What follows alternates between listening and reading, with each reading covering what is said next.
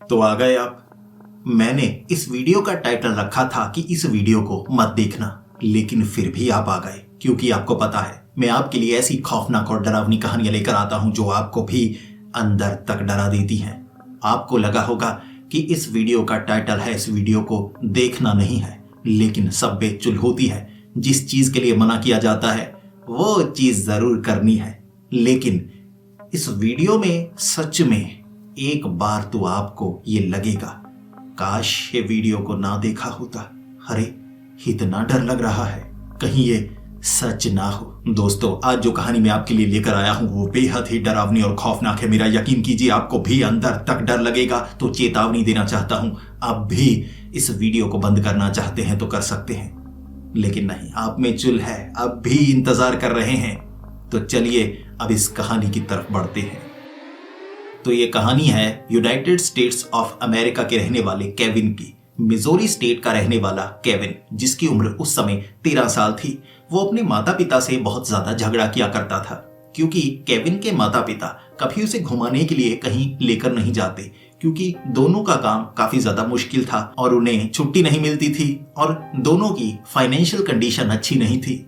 लेकिन केविन ये बात समझता नहीं था। केविन का मानना था, चाहे जो हो जाए मुझे कहीं तो घुमा दो। मेरे जितने दोस्त हैं वो सब कहीं ना कहीं घूमने के लिए जाते हैं।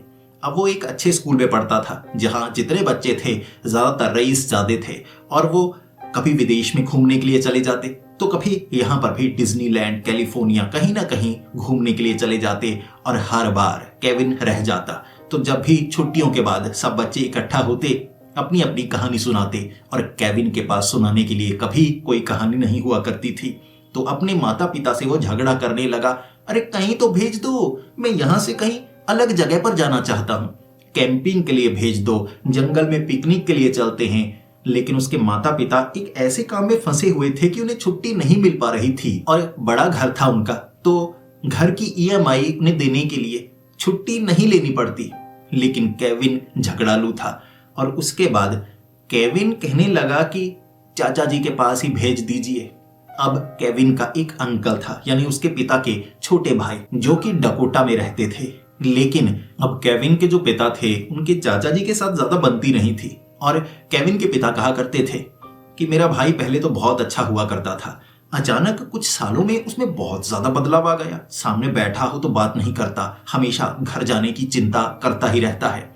अब उसके पास मैं तुम्हें कैसे ले जा सकता हूं, मैं तो छुट्टी नहीं कर सकता। इस पर जो केविन था वो कहने लगा, जो मर्जी कीजिए, मुझे वहां तक पहुंचा दीजिए। ऐसा करते हैं। अब आंट पॉली जो उनके पड़ोस में रहती थी और केविन उसे आंट पॉली कहा करता था। अब केविन ने कहा वो भी डकोटा की तरफ जाने वाली है ना, कह दीजिए उन्हें मुझे अब चाचा जी के पास ड्रॉप कर दे। लेकिन केविन के माता पिता कह रहे थे कि मेरे भाई का स्वभाव ना अच्छा नहीं रहा है, ये पहले वाला मेरा भाई नहीं है, ऐसा लगता है जैसे बदल सा गया हो, किसी चीज से बहुत ज्यादा डरता है, कुछ ना कुछ गड़बड़ है, मैं उसके पास तुम्हें नहीं छोड़ सकता। लेकिन केविन ने इतनी जिद की, इतनी लड़ाई की, जिसके बाद उसके पिता को यह कहना पड़ा कि ठीक है 4-5 दिनों के लिए वहां पर चले जाओ, लेकिन वहां घूमने के लिए कोई खास जगह नहीं है। अब घर भी ऐसे इलाके में है कि दूर दूर घर होते हैं और वहां तुम्हें खेलने के लिए कोई नहीं मिलेगा। तो केविन ने कहा जंगल तो है ना, जंगल में जानवरों को देखूंगा, चाचा जी को ले जाया करूंगा वहां घूमने के लिए, और जिद करनी मुझे आती है। चाचा जी को जहां ले जाना चाहूंगा वहां पर चाचा जी मुझे लेकर जाया करेंगे। केविन इस तरह आंट पॉली के साथ डकोटा के उस घर तक पहुंच गया।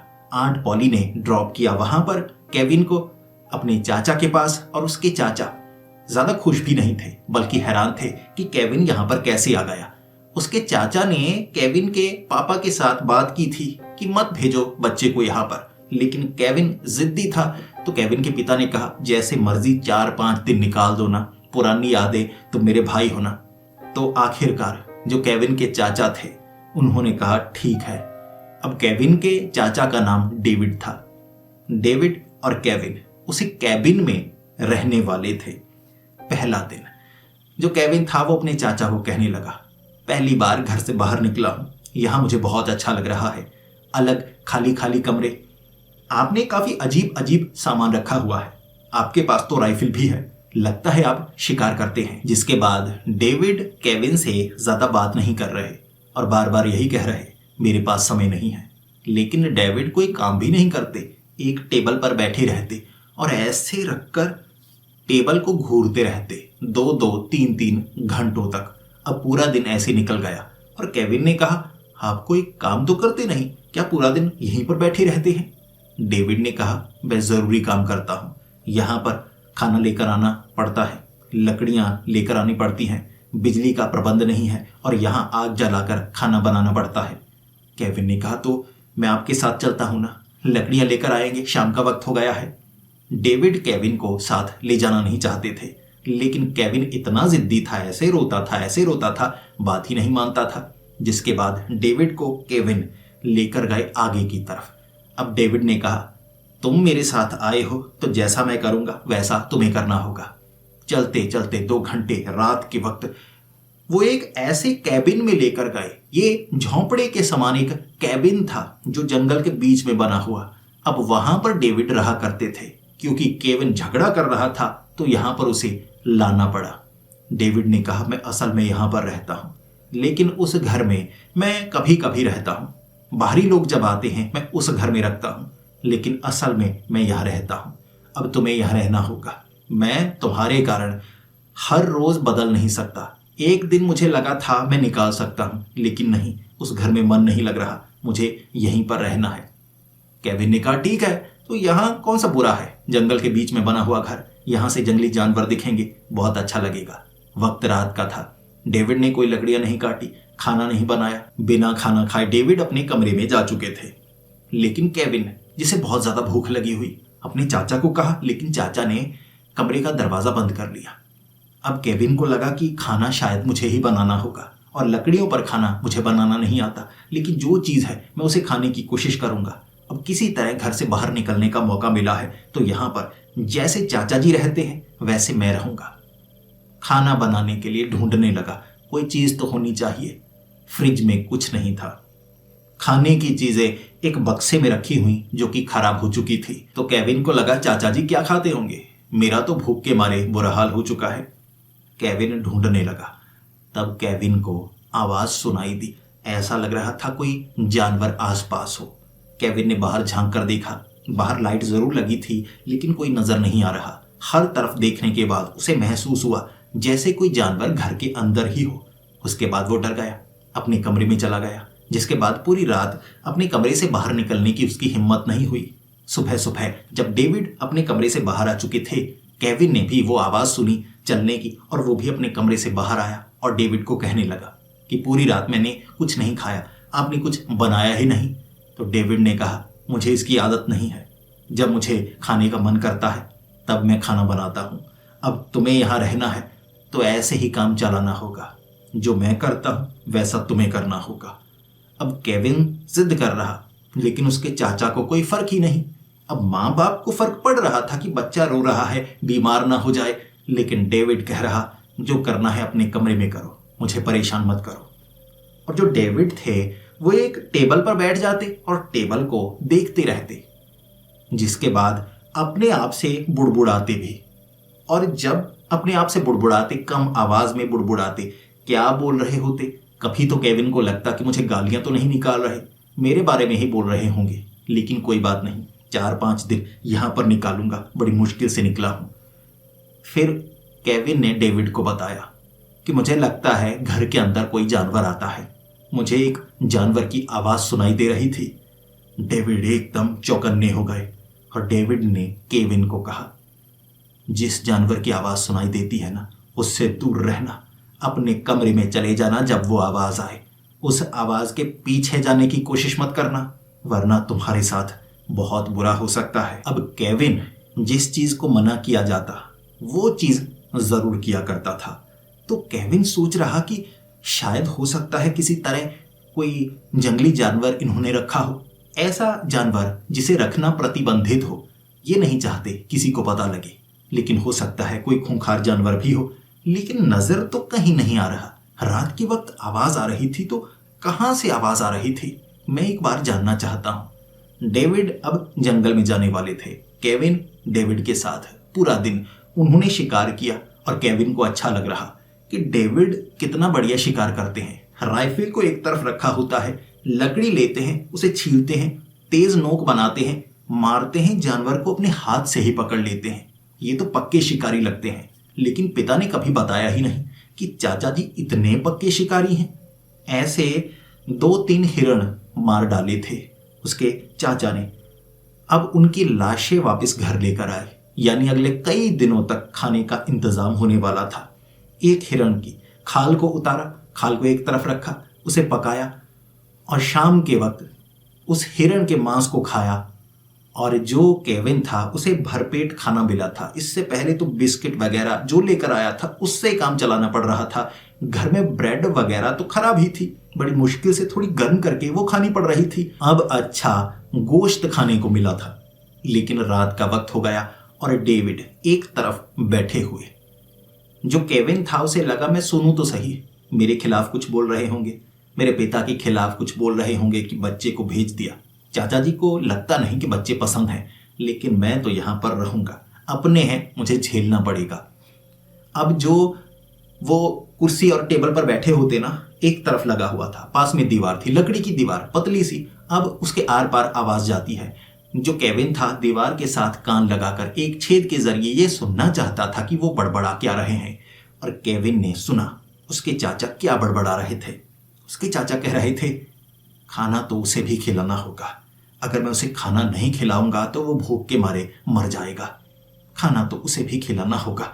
अब ये बच्चा वहीं पर बैठा है, मैं खाना कैसे लेकर जाऊं, ये कह रहे थे उसके चाचा।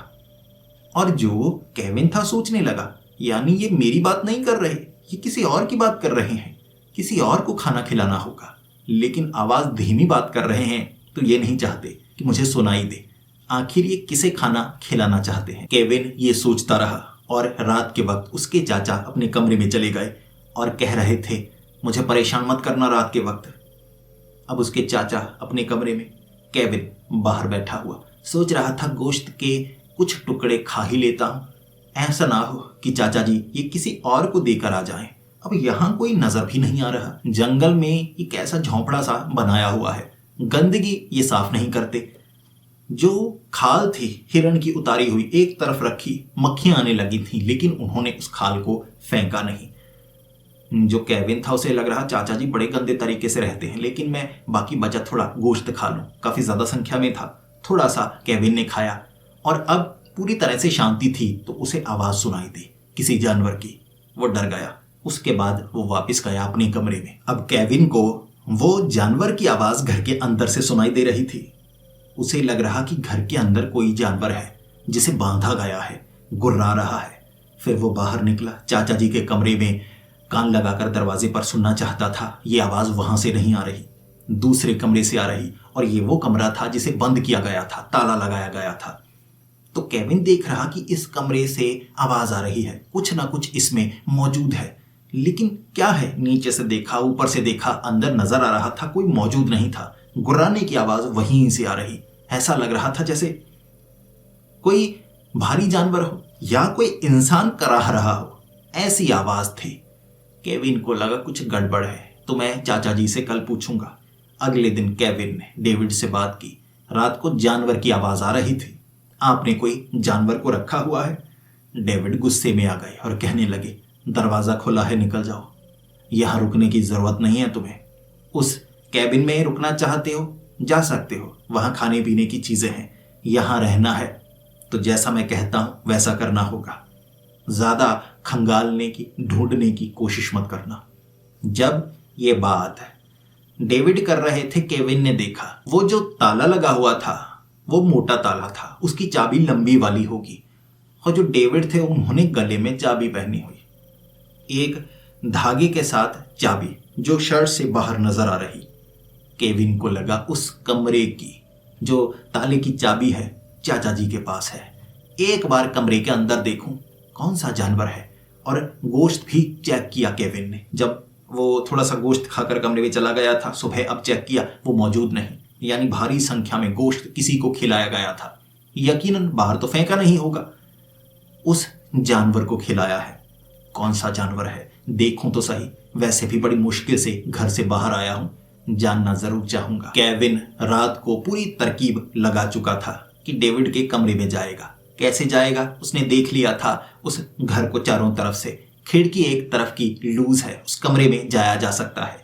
रात के वक्त केविन घर से बाहर गया, पीछे वाली खिड़की से अंदर देखा डेविड, जो कि अपने सारे कपड़े उतारकर बेड पर लेटे हुए और सोने का तरीका खुली आंखों से ऊपर देख रहे, लेकिन सोए हुए खर्राटे मार रहे, और चाबी एक तरफ धागे के साथ रखी हुई टेबल पर। जल्दी से केविन ने चाबी को उठाया, घूम कर घर के अंदर आया, दरवाजे को खोला, देखा कौन सा जानवर है। अंदर कोई जानवर नहीं था। गुर्राने की आवाज अभी आना शुरू नहीं हुई थी। कमरा चेक किया, कोई जानवर नहीं। ये क्या चीज है? जानवर है नहीं तो कराहने की आवाजें, गुर्राने की आवाजें आती कहां से है? उसी कमरे में उसने इंतजार किया। रात का वक्त हुआ तो गुर्राने की, कराहने की आवाजें आने लगी और उसने महसूस किया आवाजें बेड के नीचे से आ रही हैं। हल्का सा बेड था, लेकिन उसके नीचे से आवाजें क्यों आ रही हैं? शायद कुछ छिपाया गया होगा। बेड को खींचा एक तरफ बिना आवाज किए तो नीचे दरवाजा, नीचे जाने वाला मिला। दरवाजा खोला, सीढ़ियां, नीचे कुछ था, कुछ छिपाया हुआ था तहखाने में। लेकिन क्या? केविन को लगा यकीनन नीचे कोई ऐसा जानवर है जो शायद अजीब है, प्रतिबंधित है, या कुछ ऐसा जिसके बारे में फिल्मों में बताया जाता है।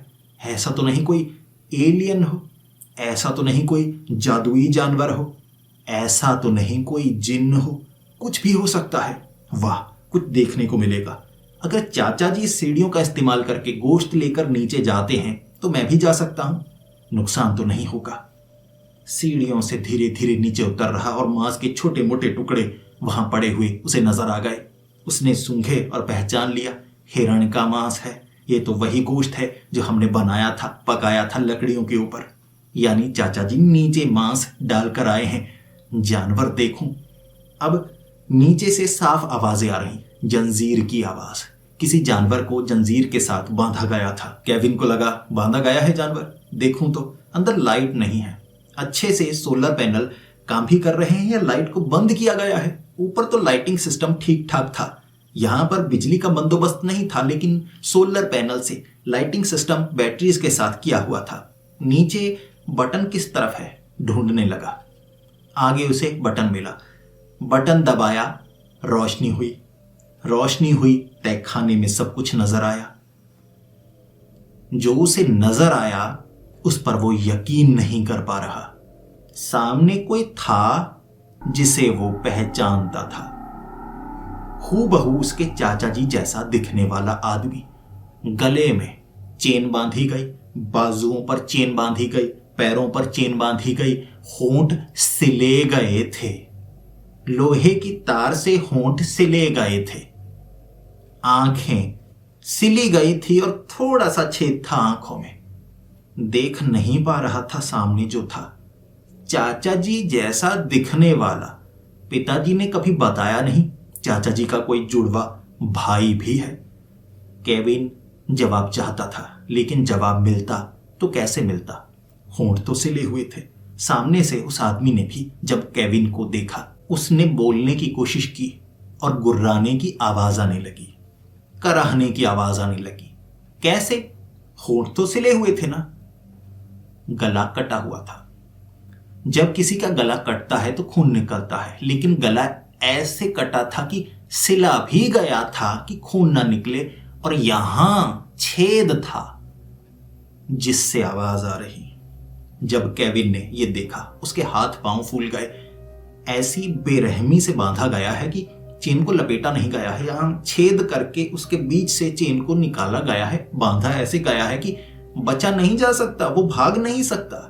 अगर भागेगा तो मारा जाएगा। है कौन जो चाचा जी जैसा दिखता है?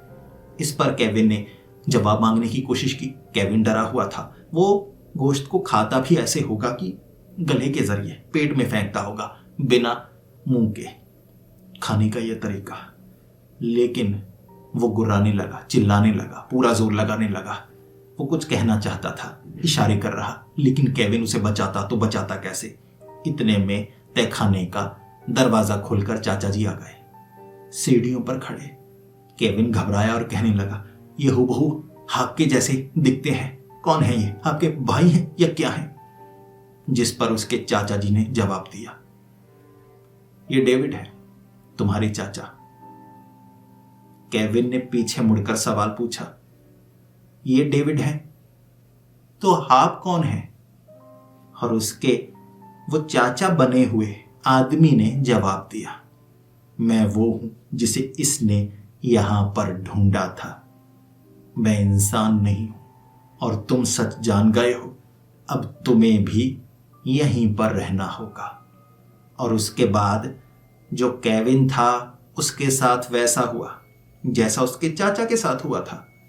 छेद किए, जंजीरें डाली, गला फाड़ा, खाने के लिए मुंह सिल दिया गया था, आंखें सिल दी गई थी। छोटी सी आंख का हिस्सा जिससे देखा जा सकता था छोटा छेद छोड़ा था। और केविन डेविड के साथ वहां खाने पीने का इंतजाम ऐसे ही होता जब वो जो भी जानवर, प्राणी जो भी था वो करता। वो इंसान नहीं था। ना डेविड केविन को जवाब दे सकते थे, दोनों कुछ नहीं कर सकते। और इस तरह जो केविन के पिता थे उन्होंने केविन को ढूंढने की कोशिश की कि डेविड कहां पर है। वो घर जो जंगल के बाहर था उसमें तलाशी हुई, ढूंढने की कोशिश जारी रही, लेकिन ढूंढा नहीं जा सका। 45 दिन बाद 2 लाशें मिली थी जंगल के बीच बने हुए उस कैबिन के अंदर। तहखाने में 2 लाशें, डेविड की और केविन की। लेकिन वहां कत्ल किसने किया कभी किसी को पता नहीं लग पाया। लेकिन वहां पर कहानी सुनाई जाती है। ऐसे जीव रहते हैं, ऐसे प्राणी धरती के अंदर रहते हैं जो सबसे पहले जिससे मिलते हैं कहते हैं उसके जैसे बन जाते हैं। और जब बन जाते हैं वो भी सतह पर रहना चाहते हैं और सबसे पहले उसे मारते हैं या कैद करते हैं। ये तो कहानियां सुनाई जाती हैं। ये केविन और डेविड की भी कहानी थी। आप भी सोच रहे होंगे अगर दोनों मारे गए तो उनके साथ जो हुआ वो बाहर कैसे आया। ये कहानी पर अगर आप यकीन करना चाहते हैं तो कर सकते हैं, अगर इसे झूठी कहानी मानना चाहते हैं तो वो भी कर सकते हैं। ये मैं आप पर छोड़ता हूं। लेकिन एक बात जरूर बताइएगा, क्या आपको डर लगा? सोचकर तो देखिए, जिसे आप जानते हैं, पहचानते हैं, वो अपना हो ही ना, और जो आपका अपना है वो आपसे मदद की गुहार लगा रहा है कहीं तय खाने में, लेकिन कोई उसे बचाने के लिए आ ही ना रहा हो। आप कैसा एहसास करेंगे? एक बार केविन की जगह खुद को रख कर सोचिए, केविन क्या कर सकता था और आप क्या करते। और आपको ये कहानी कैसी लगी प्लीज कमेंट्स में जरूर बताएं। यार अपने सुझाव दिया करो, अपने विचार दिया करो, ताकि मैं अपनी इन कहानियों में इंप्रूवमेंट ला पाऊं। अब आपको ये भी बता देता हूं कि मुझे ये कहानियां कैसे मिलती हैं, ताकि आपको थोड़ा सा एक्सप्लेन कर पाऊं। तो मेरे सब्सक्राइबर्स अपने साथ घटी कहानियां मुझे भेजते हैं और कुछ कहानियां मैं इंटरनेट से कलेक्ट करता हूं। अब कुछ कहानियां ऐसी हैं जो मैं कॉन्सेप्ट्स मुझे मिल जाते हैं, उसके इर्द गिर्द मैं कहानी बुनता हूं। अब इन कहानियों को मैं अपने अंदाज में आपके सामने रिप्रेजेंट करने की कोशिश करता हूं, क्योंकि जिसके साथ ये घटना हुई होती है वो कोई स्टोरी टेलर नहीं है। हम सब कोई स्टोरी टेलर नहीं है, लेकिन किसी के साथ ऐसी घटना कोई हो जाए तो वो अपनी कहानी को अपने अंदाज में लिखकर मुझे दे देता है, या इंटरनेट से भी मैं ऐसे ही कलेक्ट करता हूं। लेकिन उसे किसी के सामने सुनाने के लिए उसमें कुछ बदलाव करने पड़ते हैं, और ये सब करने के बाद एक अच्छी कहानी तैयार करके मैं आपके सामने लेकर आता हूं, जिसके ज्यादातर भाग बिल्कुल असली होते हैं, लेकिन उसे मनोरंजन के लिए बनाने के लिए कुछ भागों को ऐड करना पड़ता है। ऐसे मैं कहानी आपके सामने लाता हूं। और इसी के साथ अगर आप जानना चाहते हैं कि एक स्टोरी टेलर कैसे बना जा सकता है, आखिर कहानी को कैसे लिखा जा सकता है, क्योंकि मैं ना सिर्फ एक स्टोरी टेलर हूं, एक स्टोरी राइटर भी हूं, मैं कहानियां भी लिखता हूं। तो कैसे कहानी लिखी जाती है साधारण तरीके से, और एक अच्छी कहानी, और कैसे उसे प्रस्तुत किया जाता है, रिप्रेजेंट किया जाता है, ताकि सुनने वालों को वो कहानी अच्छी लगे। अगर आप ये जानना चाहते हैं तो उसके लिए मैं एक डेडिकेटेड वीडियो ला सकता हूं। आपको कमेंट करनी होगी, और मैं जानना चाहता हूं कितने लोग हैं जो एक कहानीकार बनना चाहते हैं, और खास तौर पर हॉरर स्टोरी टेलर। कमेंट्स में जरूर बताइएगा। अगर आपको ये वीडियो अच्छी लगी हो तो इसे लाइक और शेयर करें। ऐसी ही वीडियोस देखने के लिए हमारे इस चैनल को सब्सक्राइब करें। तो मिलते हैं अगली वीडियो में, तब तक के लिए डरते रहें।